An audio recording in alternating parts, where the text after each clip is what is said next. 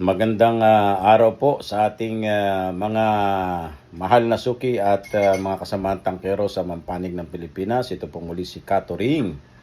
So mahaba na naman ang balbas at marami na po tayong puti at haggard si Kato Ring dahil bugbog sarado na naman si Kato Ring kahapon. Dahil sa ating rider na 2 araw na hindi pumasok. So kinakailangan nating i-rearrange yung tao natin at isang pwesto natin na kailangan tauhan ni Kato Ring, no? So yan po ang mga talagang physical na sakripisyo natin bilang mga tangkero at magkaminsan talagang nakakasuko din po ito dahil masyado po talagang mabigat, no? Ay huwag nating babasta-bastahin ang trabaho ng isang rider. As much as possible, kung ano po yung mga ayuda na maipagkakaloob natin sa kanila, mga mailalambing natin sa kanila, na makagagaan sa kanila, na makadadagdag sa kanila ng kaginawaan, ay ibigay po natin, no? Yung kaya po natin at yung kaya ng benta natin, yung kaya ng operasyon natin. Mahirap namang ibigay mo yung bagay na hindi mo kaya. Kaya magkaminsan may mga sa mga nag-a-apply nababalandra agad ni Kato Ring, no? Dahil hindi ganoon yung ine-expect natin na magiging attitude ng isang aplikante. Una't una, alam na ito po ay it's some sort of backyard business, no? Pero pinipilit ni Kato Ring na kahit papaano ay may hustisya ng kaunti yung pong ating pag-hire at pagpapasahod sa isang rider. Bagamat hindi naman po 100% ay naibibigay talaga natin yung para sa rider. Pero ang sinasabi ko nga sa inyo, katulad halimbawa, pagka maganda naman ho ang benta ni Kato Ring, right away, bago umalis, binabahagian po natin ng konting halaga. Yan ay isang pagpapakita ng pagtanggap natin, pagkilala natin sa papel ng rider. At saka na alam naman natin talaga kung gaano kabigat ang trabaho. Kaya kailangan lang habaan din po natin yung ating pag-unawa at pagpasensya sa ating mga rider na magkaminsan ay lumalabas din yung kanilang minsan mga negatibong asal, no? Dahil siyempre pagpagod na rin kasi experience ko po yan, no? Ikaw na lang po ang mag-deliver na lang ng 20 na tangke, lalong-lalo na at my age. Tapos may darating pang mga hauling. Yung mga hauling na yun huhugasan mo pa, no? Isa-isa. Ilang kilo ang gross weight ng isang tangke. So nasa around 23 to 25 kilos depending on brand, di ba? Tapos depende pa sa ano ng shop mo, baka elevated pa yung stair ng shop mo, kinakailangan niyang buhatin. Naku po, napaka kaya doon ko nakikita na talagang di baling ang sa akin kay Kato Ring ay hindi na ho hindi ho yung magpayaman out of this business, kundi pagbabahagi na lamang din. Medyo mas mataas naman doon sa mag-survive. Siyempre mahirap namang mag-survive tapos hindi ka naman nakakapag-save. Dapat mag-save ka rin in the interest na in case na magkaroon ng mga downfalls o kaya may mga araw, may mga buwan na hindi maganda at hindi kalakasan, you can still survive na hindi nagsasuffer yung pong natin, mga operational expenses po natin. Yun po yung gusto ni Kato Ring na maging estado ng business po natin. Pero yung grabe yung mo, tapos ibabargain mo, i-compromise mo naman, parang hindi rin ho balanse, hindi rin ho tama, hindi rin ho fair. no? Yung pong ating, kaya muli nating sinasaluduhan, pinasasalamatan, at siyempre ang pag-unawa na matindi sa ating mga riders, lalong-lalo na kung itong rider na ito ay very worth it, dahil hindi ito nangungupit, hindi gumagawa ng kalokohan, talaga namang honest, in good faith. Ay kung may pagkakamali man ito sa mga inventory, sa benta, ay nai-address naman, nako-correct naman, nakikita natin that this was done in good faith, dahil na rin sa bigat at dami ng obligasyon. Lalong-lalo na kay Catherine, na talaga ang rider kay Catherine ay storeman na niya, rider pa niya. So lahat na ng trabaho na sa kanya, no? So it's a good announcement, it's an announcement sa akin na expected ng aking mga riders that this coming 2026 ay magdadagdag po tayo. Magdadagdag pa ako ng kanilang, kung hindi sa allowance niya, sa basic niya, para lang kahit papaano ay makatulong tayo kay rider. May konti mang pumasok sa akin at mapakain natin yung pamilya natin, makabili man lang tayo ng kung ano mga pwedeng bilhin sa bahay, makapagpaayos, masaya na po tayo doon. Masaya na po tayo doon. Isa naman tayo masyadong mag-asam ng malaki nang hindi naman akma doon sa klase ng negosyo mo. Baka mamaya gumawa ka lang ng hindi maganda, maghimala ka lang, katulad ng inuulit natin, itong pong mga kontraktor na ito pong mga senador at mga kongresista na ito na magnanakaw, na hindi na kontento doon sa kanilang regular na sahod, talagang gumagawa ng paraan kung paano makapagnakaw. So hindi rin ho magandang sa buhay yan. Okay, so pag-usapan naman natin, ito pang nalalapit na January at marami na po talagang hopeful na mga kasama nating tangkero na mawawala na itong si Generic. So isa si Catherine siyempre na umaasa at harinawa na magkaroon po ng katuparan ang wishful wish ng mga tangkero na yan. Anyway, hindi naman yan kundi yan naman ay pinangako ng batas at pinangako ng mga proponents na sinasabi nga mawawala na si Generic. Pero siyempre bilang isang malawak ang pag-unawa, malawak ang kaisipan, at bilang isang determinadong tangkero, ano't ano man ang maging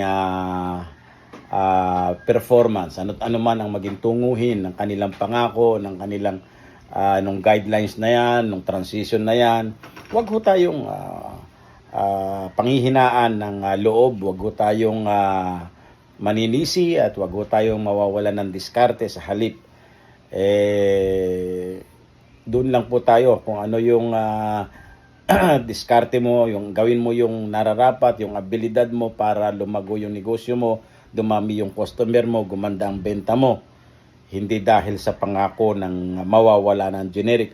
Mawala at hindi ang Generic, yung pagiging tapat mo sa interest ng safety, yung commitment mo doon sa batas, yung commitment mo sa community, sa publiko, yung commitment mo sa gobyerno na hindi ka magbebenta ng mga substandard, generic, or dilapidated, o mga walang brand na tangke, as per the losses. Huwag mo nang gagawin.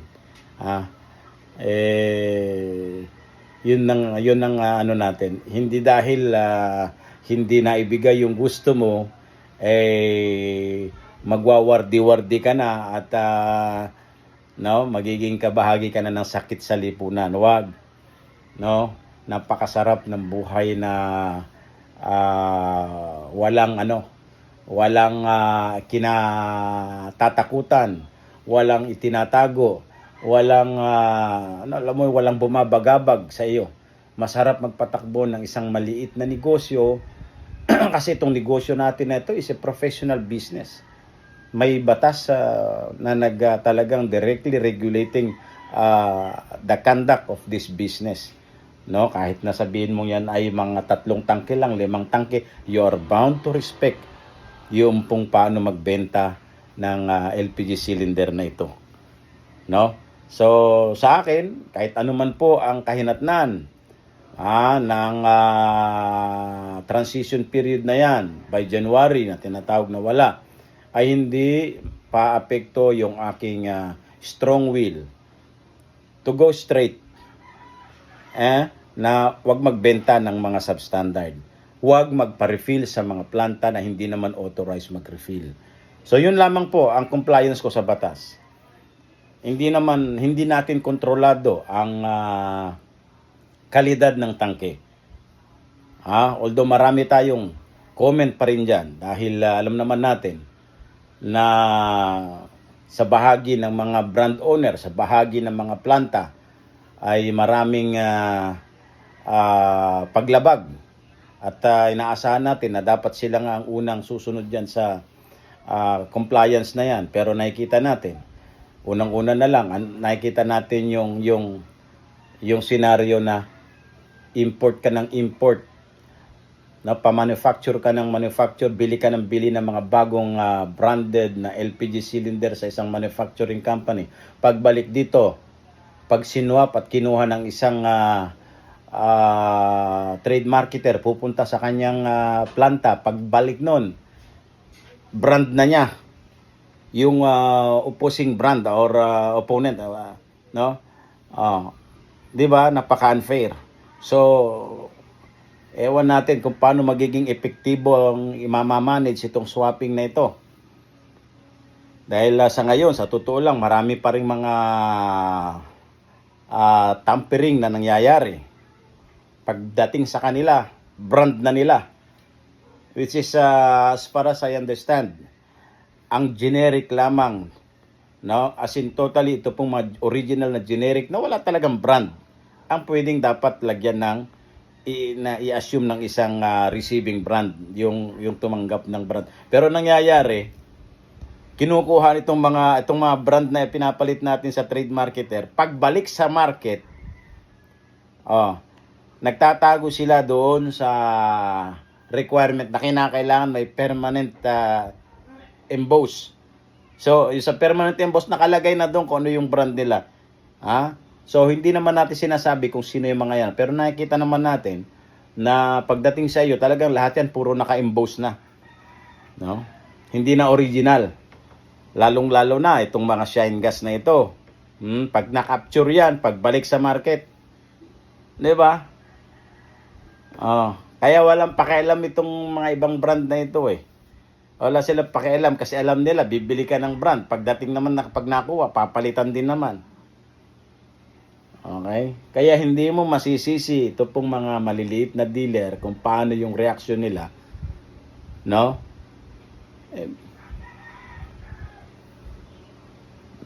Speechless si Catering na mga scam, mga budol na ginagawa nito pong mga trade marketer na ito, ng mga brand owner na ito, ng mga planta na ito. Pero siyempre, ayaw na lang nating saklawin yung mga ganyan, kundi sa akin, sa maliit na kaparaanan, basta ang kay Catering, may kontrata ako sa iyo ako magpapakarga, ikaw magbababa sa akin. Gampanan mo lang din yung role mo. Kasi yan ang dahilan kung bakit nag-exist yung aking shop. Kung wala ka namang maisusupply sa akin, dililipat tayo doon sa kayang isustain yung supply ko. Sige, makat po natin yan. I-cut po muna natin yan. Binibigyan natin ng paalala ito pong mga staff, ito pong mga managers ng inyo pong mga planta na ayus-ayusin yung pag-manage ng mga planta. Yung especially yung pong supply, yung distribution ng mga tangke. Okay? Yun nga sinasabi natin, maganda yung layunin ng company, pero pagdating doon sa staff, natuturete, hindi alam ang gagawin kung paano isusustain yung supply ng isang shop. Okay? Kasama na dyan yung pag-intindi mo doon sa kalagayan ng isang shop owner na hindi naman katulad po ninyo na marami kayong staff. Tayo po na trying to survive and struggling stage, nasa struggling stage tayo, kailangan nating mag-craft ng mga paraan kung paano rin mag-survive. For instance, yung tao nga natin, ginagawa natin, one-man band. So sa lahat, for the sake na makapag patayo rin tayo ng iba, no? Yun ang ginagawa natin. So, sa pag-supply naman ninyo, huwag naman nyo kaming basta iiwanan na lang. Kung mo nakita nyo nakasara yung roll-up, akala natin, sarado na at walang tao. Pwede namang tumawag in advance. Sabi ko, tumawag po kayo in advance at least 30 minutes, 1 hour before, para ma-hold natin yung lakad ng rider, para makatao doon, para yung supply. That's the way to meet in the middle. Hindi yung kung mo nakita nyo, wala na. Napaka-responsible yung mga ganong klase ng ano. Kahit sabihin natin, yung truck naman na yan, hindi naman yan magsusupply ng 100 na customer in one day. Ha? So, doon pa lang alam mo na yung sitwasyon ng bawat shop. Okay, ito, tatawagan ito. Walang pinag-iba yan kay catering na sa mga sinusupplyan na nagbibigay tayo ng ma'am, on the way na si rider. Ma'am, pantabay lang po at 2 tangki yung dala ni rider. Ma'am, nasa baba na si rider. Something like that. Mga special na mga arrangement, special na mga, nakikipag-participate tayo doon sa special na kaso noong customer nung hindi yung nakita mo lang, iiwanan mo na. So, nagsuffer na, kawawa naman yung shop. Nagbabayad ng renta, wala namang i-display. 'Di ba? Wala nating walang konsiderasyon. Matagal tayong magkakasama. And lalong-lalo na po kay catering, hindi ho talaga tayo yung nag-iikot sa gabi, nag-iikot kung sino yung planta na kayang magbigay ng mura. Bago ko gawin yun, sinisigurado ko muna, ang pag-iikot ko ay base doon sa kung ano yung requirement. So, bago po tayo magpakarga doon sa isang planta na nagbibigay ng mura, ang ginawa po muna ni catering ay inayos muna natin yung kasunduan. Kasi yun yung requirement. Okay? Para walang problema. Hindi yung, may mga bilida dyan, diskarte. Okay, habang hinihintay natin kontrata, habang hinihintay natin yung LTO, habang hinihintay natin yung paglabas ng ongoing na. Mahirap yan. Kaya sa mga baguhan, mga nag-a-aspire na magtayo rin ng ganitong business, simulan natin, sabi ko nga, sa talagang ihanda mo yung sarili mo doon sa ganong bagong setup na kinakailangan, ay legal na legal tayo muna bago tayo mag-operate. Kasi alam mo, ito pong mga legal na ay pagdating sa mga sitwasyon, pagdating ng mga sitwasyon na nagkakaroon tayo ng let's say issue, no, between you and the customer, na sabihin na natin na medyo nasa inaatake yung customer service mo, hindi siya satisfied, no, hanggang sa questionin yung mga mo. May mga customer na gano'n, no? May mga customer na ganyan na aatakihin ka talaga, kunwari talagang iaharas ka, irereklamo ka. Bakit gano'n? Pinalitan mo yung mga tangke ko, dati bago yan, pinalitan mo ng mga bulok. Kahit hindi naman bago yung tangke niya. No? At marami pang iba na talagang itong mga customer na ito ay to the point na talagang idedemanda ka, irereklamo ka. So karapatan ng customer yan no? Wala namang problema. Sa ganung sitwasyon, kahit na ikaw ay legal na, nagkakaroon ka pa rin ng mahirap naman na mag-ano ka pa rin. Ang tawag dito, hindi ka pepreno. Siyempre pumreno ka. Mas the best pa rin yung walang reklamo, walang demanda, kahit alam mong kumpleto ka ng permit. Mas the best, mag-meet kayo sa gitna para mapacify yung sitwasyon. Yun ang pinaka-the best remedy. Hindi yung hahamunin mo pa siya. Okay? gusto kong i-share yung experience ni Catherine kahapon. May isa po tayong customer na hindi natin pinagbigyan. So, nagsimula yan siyempre sa marketing. Okay, bago natin siya nakuha, ay minarket natin siya. Siyempre, ang marketing is free swapping. No? Kaya ni Catherine, huwag kang para lang mapunta sa free swapping. Isuswap ko yung kanyang mga premium brand sa mga brand na talagang maasahan mo in terms of price. Ayan. So, sinwap ko siya free swapping, which is mutual. No force between us. Walang puwersahan. Okay? So, normal lang. Okay, if you want to benefit on the price, okay, free swapping. Ito, papalitan, kakapturing ko yung tangke mo, and then magiging ganito na. So, in-offer mo yon. Dapat walang puwersahan, maliwanag sa kanya para in the end ay hindi ka kayang balikan ka man, meron kang panangga. Hindi yung persahan. Okay? So, sa madalit sabi, ay napapayag na pumayag siya, nag-agree siya. So, maabot yata kami ng siguro, let's say, 1 to 3 months na magsuki. Pero, siyempre, prerogative ni Catherine yung performance in terms sa payment. Kapag ka nakita ko na medyo iba yung tunguhin ng iyong mga diskarte sa pagbabayad, well, ikakat ko agad yan. Ikakat na natin yan. No? Mas mainam ng ikat yan kaysa madamay ka pa sa kung anong magiging kahinatnan ng negosyo niya. Diba? So, sa madalit sabi, nagkatampuhan. Nagtampo siya sa akin dahil hindi ko siya napagbigyan. Okay? So, dahil doon, siguro a matter of 1 to 2 weeks hindi na siya umorder. Buti na lang at wala naman akong pahiram sa kanya, hindi ako masyadong nahirapan.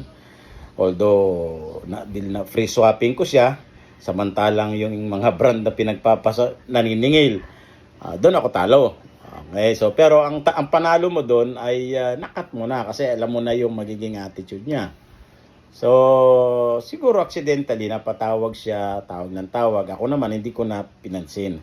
Kasi ito na yung 2 weeks na siya. Wag na, ayoko na ring balikan, ayoko na. Pero nag-text siya ng bla bla bla bla bla bla. Gagalit na, etc. Sabi ko, may brand siya, gusto niya, palitan ko. Sabi ko, hindi ko pwedeng palitan yan. Actually, napalitan ko na lahat ng mga tangke mo eh. Yung brand na yun, hindi naman na akin yan.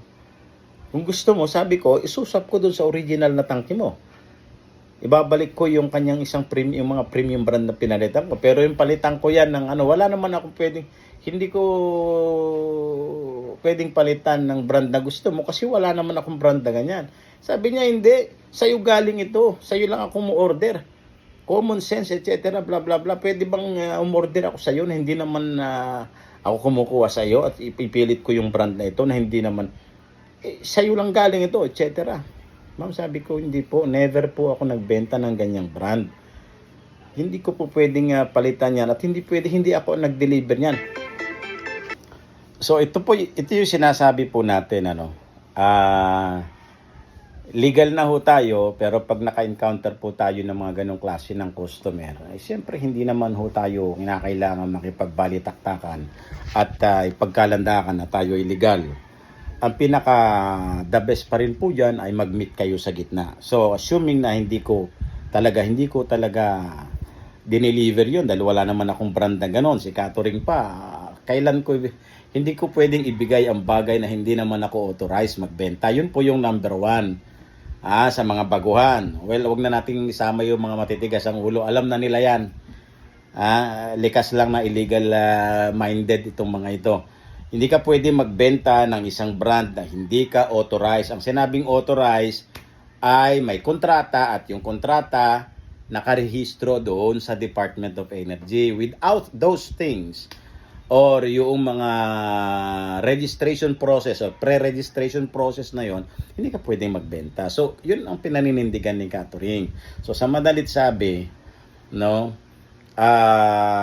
ang punto dito ni Catherine, pagka ho talagang kahit na alam mong legal ka, kumpleto ka, pag naka-encounter ka ng mga ganong customer, hindi rin, nakakaano rin nakakaligalig din yung ganon, di ba? So much more kung hindi ka kumpleto ang permit. Di ba? So, ang ganda ng ang ganda ng reasoning mo maganda yung reasoning mo, smooth ang reasoning mo, no? Na hindi mo kinakailangan makipag-away, no?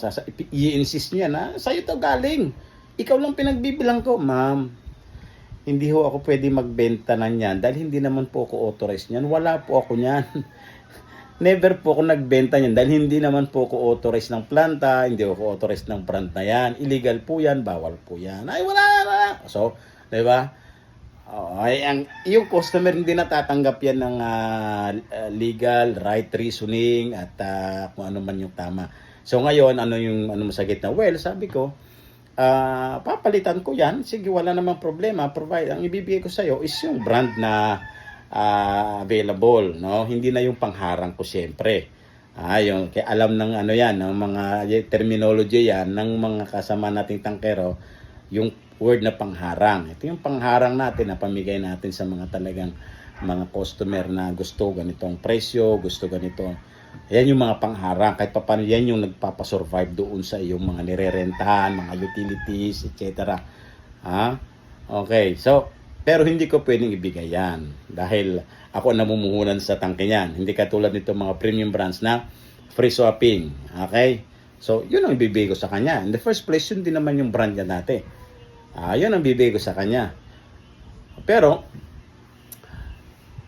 nahimasmasan siya nung sinabi ko, ma'am, ako po yung supplier mo na nagtampo ka sa akin. Ito yung last na transaksyon natin. Ay, sorry talaga, sorry. Hingi siya ng sorry sa akin dahil akala niya is yung panibagong supplier na naman niya. Sabi nga niya sa akin, loyal ako Loyal ako. Hindi ako lumilipat ng basta-basta. At saka karapatan kong lumipat kahit sa tama naman yan.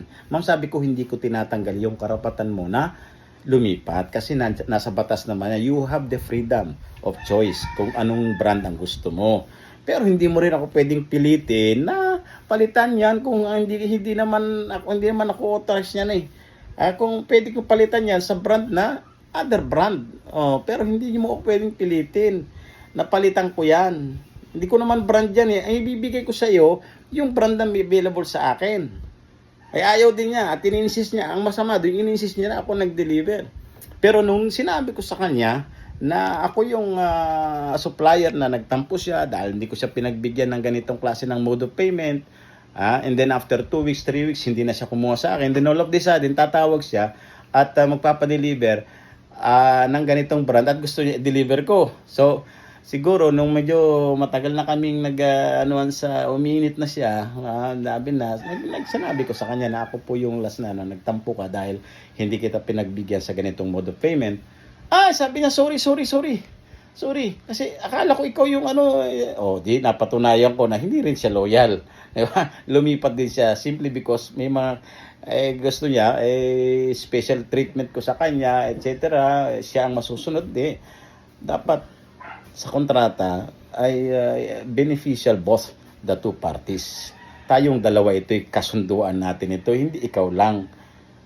Tsaka wala tayong ganyan. So, madalit sabi, nahimasmasan siya at humingi siya ng sorry dahil yung mga tirada niya hindi pala para sa akin kundi doon sa isang supplier na nagbigay sa kanya ng brand na yon.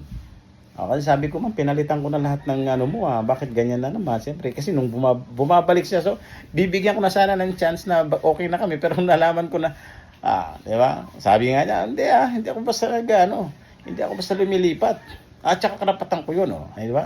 Nahuli siya, konting lang, lipat agad. Kaya, mahirap yan. So, huwag tayong masyadong mag-relay doon sa pangako na, dyan na ako sa'yo, basta doon tayo sa gitna na kailangan ay maano pa rin yung business interest mo. So, ang punto po dito na naman ni Catherine ay kung tayo ng mga legal ay nadadali pa rin ng mga legalig. So much more kung tayo po ay illegal na nag-ooperate. Mahirap po na madala sa barangay. Mahirap na tayo ay mareklamo sa DTI, mahirap na mareklamo tayo sa BIR, mahirap na mareklamo sa Department of Energy. So pinaka-the best po niyan ay maging law-abiding citizen po tayo sa ating kakayanan, no? So, sa mga matitigas ang ulo, well, ay bahala na po kayo. Pero sa akin, bilang kasama nyo at kapatid ninyo sa industriya, ini-encourage ko pa rin kayo. Pag ayaw, wala ho tayong magagawa. Sa mga bago, yan. Mamili kayo ng 2 daan. Sa baluktot na daan o sa tuwid na daan. Magandang umaga at ito po si Katuring. Mabuhay po tayong lahat.